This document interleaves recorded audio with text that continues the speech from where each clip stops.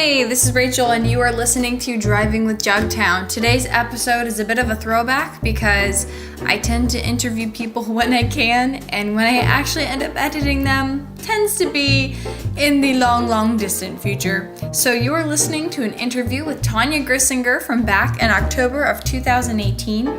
We had a really fun conversation. We went on all kinds of rabbit trails. But long story short, Tonya is such an interesting human being because she has had such a wide variety of experiences within the Christian music industry. Everything from performing in parks to auditioning for The Voice to being a worship leader. It's really neat and I had a great time talking with her, so I hope you enjoy this interview. You are listening to Driving with Jugtown, the show about anything and everything, and I may or may not be driving. I have a guest with me, Tonya Grissinger, and Tonya has had quite the experience in the Christian music industry. So we're going to be talking a little bit about her. Actually, it's all about her. It's not all about me, though. It's all about you, Tonya. Well, first of all, I guess we should start with the fact of how we met. How did we meet, Tonya? We met through church. I feel like choir, really. Admittedly, I was very shy in any public setting, so the fact that Tonya and I even managed to connect and become friends is kind of a miracle. I think I'm shy too. Then through choir, we just kind of hit it off, and I don't know. People are like, the rest is history, but really it is, because I really don't. It just kind of happened. I know for me, the biggest moment of for our friendship, because I think admittedly I was praying about this. I'm like, God, I'd like to have an actual friendship with Tonya. I actually prayed for that, and then God was like, you're gonna make me cry. Well, then God was like, you need to do something about it. And then I saw that you posted covers of songs you wanted to do, and that was the Sunday that I came up to you and I'm like, hey, do you want help making music videos on YouTube? And then it was like, ding.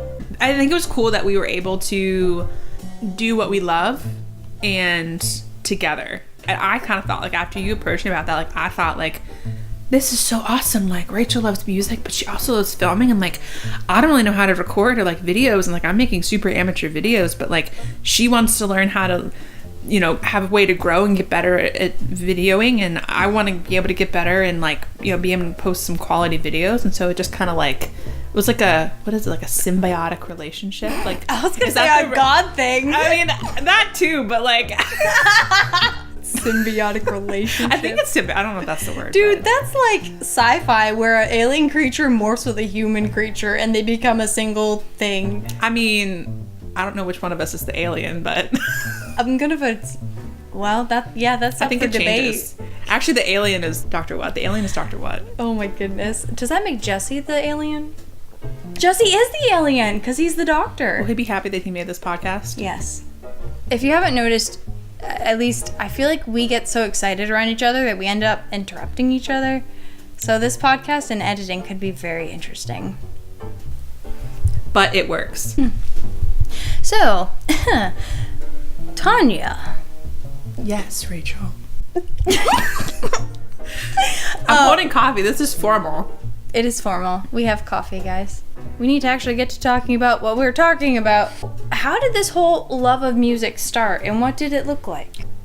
So I grew up singing and everything, and in high school, my inexperience at the time, for sure, get my confidence down as I would audition for solos and wouldn't get them. And as I entered into college, then I kind of let that fear and anxiety with that all take over and really stopped being involved in music. I wasn't in choir or anything in college, and I just kind of sang in my room and never really played or sang for anybody. And there was this dear old lady at church. Her name was Frida, and she would always, when I'd see her, say, when are you going to join choir? And I always had an excuse because I was in college and I had my classes at the time, and it just didn't work out. And then after I graduated, I didn't have an excuse anymore, and so I joined choir eventually, through Frida's kind of pushing. I didn't have an excuse anymore. And as I started choir, I really just found that passion for music again, and really just kind of got into it and remembered, why I enjoyed that so much. And just really felt the Lord stirring. I didn't know it was the Lord at the time, but I really just felt this stirring to like do more with music, and started doing some specials, and through that joined the worship team, and through that met some other young ladies who wanted to start a young adult worship team. And so I just really found that, and just the way the Lord worked all that out was crazy. And I started feeling the desire to do something with music. Didn't know what that was going to be. So I started, posting some covers and doing some live streams. And at the time I was doing all kinds of music. And as that process went on, I really felt the Lord like kind of stirring in my heart of like, I gave you a gift. Like, I want you to use it for me. And then I believe it was the winter of, I don't know which year it was. It might have been 2014. Jeremy Camp was leading worship and at Winter Jam, and just worshiping, and I just felt this like sense over me of, I have this for you. Like, people always say like, you hear the still small voice of the Lord, or you hear the Lord like speak to you, and I'd never like experienced that before. That was the Lord calling me into music ministry. And so when I realized that, I said, Lord, like, this is a stadium full of people worshiping you. Like, if this is what you have. And I was just a small girl. I am a small girl from a small town, and really just kind of starting to pray over that, and say, Lord, like, what do you have here? And he's just taken it far beyond what I could even imagine. And obviously I'm not playing in stadiums full of people or anything, but really just that surrendering to, Lord, like, you're putting this calling on my life. I want to go where you want me to go with this. Also along that like same line, I started with worship team and getting more involved with that. I somehow, I don't really know how it happened, but finding opportunities to go out and play in the community. And it started as me just finding anywhere that would take me, any open mics at, some local like pubs and stuff like that, and meeting a lot of people that way. And then as I felt the Lord pushing me towards looking into the Christian music industry and what that looks like, really finding places where I could foster that. And Rachel and I also had the opportunity of, playing at some local coffee shops in town, and that's really fun. I gotta say, multiple times. That was like one of my favorite things, was performing with you at like different coffee shops. Yeah. I know we had like no crowds. We had a little bit of a crowd, but like, I mean, it was just like us and our parents and maybe like one other friend, but it was still fun. And it's just the experience of it. And I think that's what I learned in that time, is it's not about the number of people, but it was just having that experience. We made mistakes. I made mistakes, but like, you learn from it. Yeah. We went to coffee shops. And what else? There was, you've been to a really cool conference. Yeah, I this past summer I went to a Merce conference, met some amazing people, got to sit under sessions with Cody Carnes talking about songwriting, and got to listen to, there were some people from Bethel that were there leading worship, and they had a session on just kind of creative culture within the church and how they like foster that. And I can't even remember some of the other like sessions I sat through. CC Wynez was there and talking about just your identity as a person, and your name and how important your name is, and keeping a good name in the music industry specifically. And so just getting to learn from so many amazing people that have already kind of like dredged a path in the music industry, and learning from them. For anyone who is like looking at breaking into the Christian music industry, that was such a great conference. Like, it was not inexpensive to go, but it was very worth it.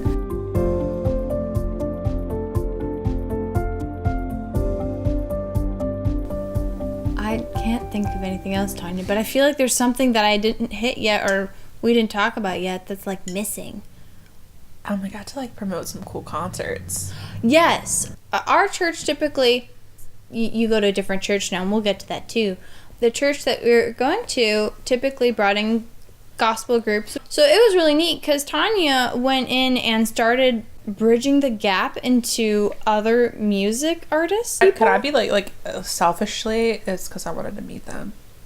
Okay, that's acceptable. You can admit that. We can have a confession I'm being time. honest. Like, if I'm being honest. The first group you brought in was Sidewalk Prophets, right? And you're totally drinking out of a mug with their name on it right now.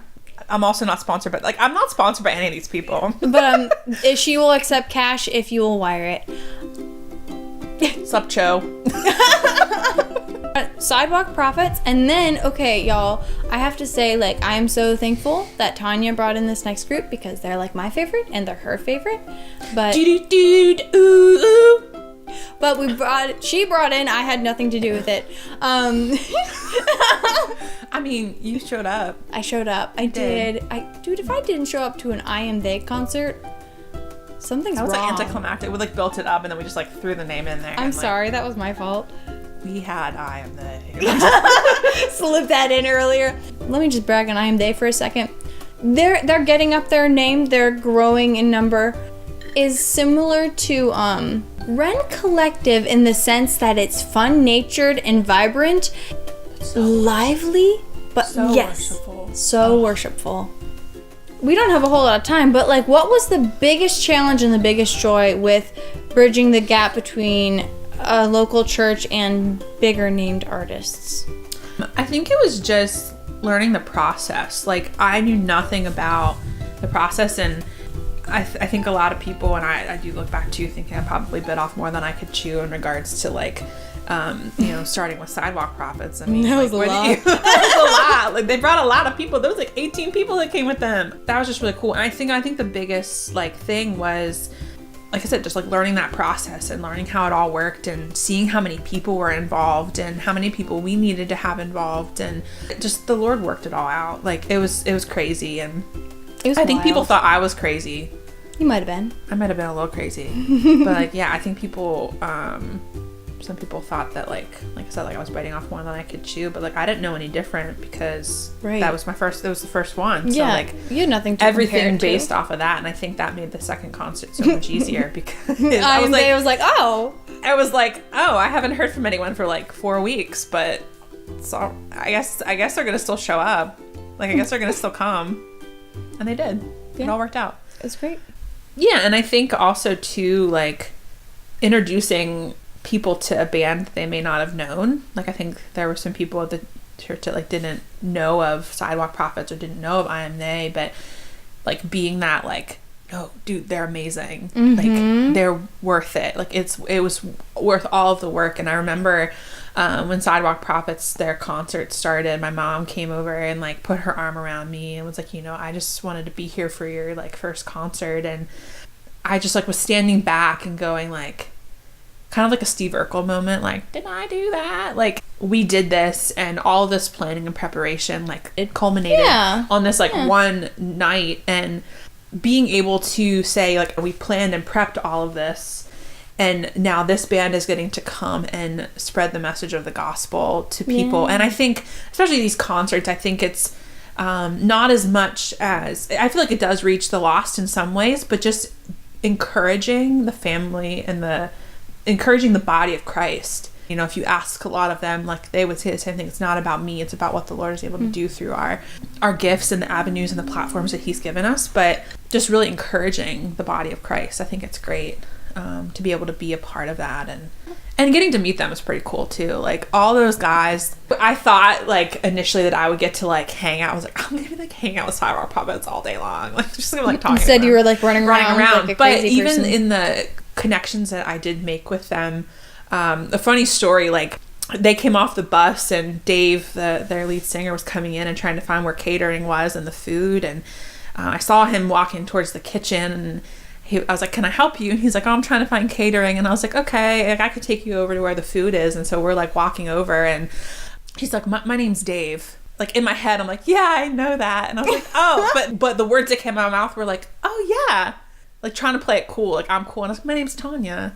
I'm gonna show you where catering is. And then I, like, ran over to the kitchen. I was like, I just met Dave from Sidewalk Prophets. Like, I thought it was the coolest thing ever. And it's, like, totally fangirled. In all of that, like, they are so down to earth. They were good, so good from beginning to end. Just, like, super helpful. And I kept saying, like, this is the first concert like this I've done. Like, I know nothing of what I'm doing. I'm totally relying on, like, you guys to, like, tell me what I need to do. And they were like, that's okay. Like Jamie, who was their promotional, person, their ticketing person, said like, I just started at this job too. And like, she's like, we could be new together.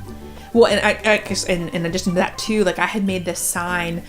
It was just like, we're ready for something different, like welcoming them. And they all signed it, like Sidewalk Prophets and Bon Ray and all their people. And someone's mom signed it. I don't know whose mom signed it, but it just says mama on it. It's like someone's mom signed it. And even the dog that was with them signed it. Like, it was just so cool. And so I have this like memento, like this, like, this white, just like poster framed and hanging in my room now, just as like a memory of that. And that's really cool. And then with I Am They, as I was planning that, again, just another great experience. And I've had great experiences. I'm sure people have had probably some negative experiences with groups, but my experience with the Christian music industry up to this point has been great. Like that connection, that networking that you get is so cool. Yeah. And like the fact that the Lord has opened that door and showed me a side of the music industry that I never even knew existed, and just being able to promote and set up and allow for these artists that have something to say, and that the Lord is using them to be a part of that is so cool. And it's behind the scenes, and that's okay. And so sometimes then I, as I'm standing at the back of the gymnasium, watching Sidewalk Prophets, I thought back to Winter Jam with Jeremy Camp, and the Lord saying, this is what I have for you. I'm like, all right, Lord. And it's just so cool how what the Lord has for us is so different than what we could even imagine. And that moment when I felt the Lord saying, I have this for you, I thought I was in Jeremy's spot. That's where my mind was. But I'm like, Lord, I'm seeing that it could be totally different. It could be someone behind the scenes. This is a big stadium, but there's so much that goes into this. Yeah. And that word of this, or I have this for you, like, what does this look like? And the Lord has been showing me so many things of what this could look like. I have to say, in the whole God having this for you, but I think it's really neat that God brought you from that church to another, and that out of the blue, this opportunity to become a worship leader in a smaller congregation just came out of nowhere. Yeah. That really says it all right there. It came out of nowhere. I mean, like, I'm just doing my thing, following the advice that I've been given of grow where you're planted, and, embracing that and just getting involved and really digging my roots deep into the church where I had been for 26 years of life. I'm 26 years old, so if you do the math, that's my entire life. So much math. So much math. It's so hard. I just did that math for you guys so you didn't have to do it. But like, bless you. Where the Lord's, had planted me, and out of the blue, I get a message, an email from our worship director. He said, as much as I would hate to see you leave, I just feel like I should let you know about this opportunity for you to pray about and consider. And like one or two other people told you about this too. And in the exact same weekend, 2 other people also sent me this job listing. And so I kind of started saying, all right, Lord, like, this is weird. Also, side note, another God thing, in the same weekend that I got these emails and messages from people was a music festival. The night that I got the first email, Jeremy Camp was closing out the concert that night. And like chills as I'm like saying, I had to leave early because I had to be up early the next morning. When I got the email and then I realized, put 2 and 2 together, that Jeremy Camp was closing that night out, like I just got like chills all over my body. And it's just, it may have been nothing. It might not have been a God thing, but like. But doesn't God do that sometimes just to remind us? Yeah. And so I considered it and prayed about it, and I met with our senior pastor and talked to him about it. And I had within that week, so many poignant like meetings, like God meetings with people, or God moments with people. Like, yeah. And then I applied for the position and, got an interview the next week. And the next week found out that they offered me the position and and that I was going to be starting in like 3 weeks. And so it really happened crazy time span. And the Lord uprooted me from my home church and planted me somewhere else. But they have been so welcoming. And I was just telling Rachel earlier when we were eating dinner that like, I felt like I've been there for years, from like the first Sunday, the first interaction that I had with the people there, that have been going there for years. I was going to even say, something that I love about you is you've tried all these different things and grown as a performer and as a person. not everyone's path is going to be the same as yours, but like, what would you say to someone that is young and starting out and interested in performing? Yeah, I would say the same advice that I was given before I was getting ready to audition for The Voice, which was just open call. Like, it was nothing. It was really fun. Nothing came of it, obviously. But before I got to do that, Mark Lowry was at the church, and I got to do a meet and greet with him, and I asked him like what advice he would have for somebody who felt the Lord calling them into music ministry. And the advice he gave me, and I've had from pretty much everybody that I've asked that question to, is to grow where you're planted. And that sounds super like duh, but it is so true. It's like, especially for me, and I think a lot of people that want to like break into the music industry or do, you know, things with music, like they think they have to make it happen for themselves, and they think that they have to like do all this work, which there is that. But I think it's really been, I've learned a lot of like taking the opportunities that the Lord has brought my way and praying about them, prayerfully considering them, but just taking those little steps of faith of, you know, that push to join the choir, and then that push to do more with music and maybe join the worship team. And just every little step that I took was a step of faith, and the Lord used that. And there's so many things now that I'm doing, you know, as a worship director, you know, at a church, which I never thought would have happened. That's so crazy. I'm looking back on those times of things that I learned, and I'm seeing how the Lord used that experience, whatever that may have been, to grow and shape the worshiper that he wants me to be. And I think really teaching me that it's not about me. It's about him and bringing honor and glory to him. And I'm just a lead worshiper, and that's what I am. And that's kind of where it stops. Like, I'm just worshiping the Lord, and I'm just bringing everybody else along. And I think that's great. Well, peeps, that's about all we have time for, but yeah. Were we driving in a car? No, we weren't. We both had we to should drive. do a driving interview sometime. I really want to. I'm slightly concerned about sound quality. Oh. But you know what? Who cares? Who cares? We got this cool pop filter made out of pantyhose over a hanger. You should patent this, because now I've just told it, and you should patent it before like other people like steal your idea. Pretty sure I got this off the internet already. Oh. Yeah. You shouldn't have told me that, because I like thought that you thought. I'm sorry. I should have let you think I was a genius. Yeah. Long story short, build relationships. Mm-hmm. Grow where you're planted. Yeah. Love Jesus. Yeah. And the rest will follow. Yeah, pretty much. The rest is history. This is what God has for you. But this could look like anything. Could look like, yeah, anything. Only he knows what this is. He knows. He knows. I think that's a Jeremy Camp song. Is it? Oh! Okay, we gotta end this. You're Instagramming? Hannah Kerr just liked my photo. I gotta see which one she liked. Listen, you. Okay, I'm not even kidding. This is the girl. Hannah Kerr, like, commented on my, yeah. Listen to her Christmas album. Guys, it's October, and she's already listening to Christmas music. Don't judge me. I'm just stating the facts. Listen, I was by myself. Nobody else heard it but me. And that's where we're gonna end this podcast. It's been real, guys. It's been real. It's been fun, and it has been real fun. It has. It has.